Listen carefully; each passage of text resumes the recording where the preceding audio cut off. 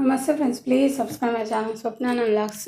Monday ఎండలకి ఇలా butter milk చేసుకుని తాగితే చాలా కడుపుకి హాయిగా చల్లగా చాలా బాగుంటుంది. ట్రై చేయండి.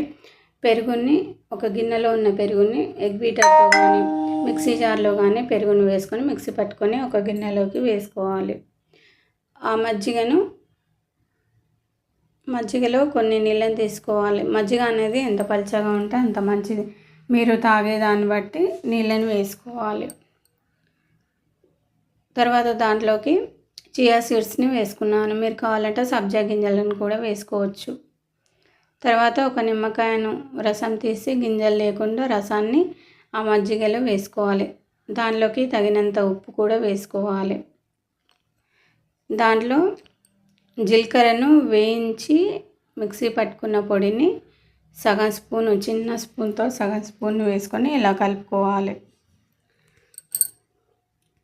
మొత్తాన్ని కలిపేసుకొని ఒక గ్లాస్లోకి వేసుకొని దానిలోకి ఐస్ క్యూబ్లను వేసుకుంటే చాలా హాయిగా ఉంటుంది. జీలకర్ర పొడి అనేది డైజెషన్కి చాలా మంచిది.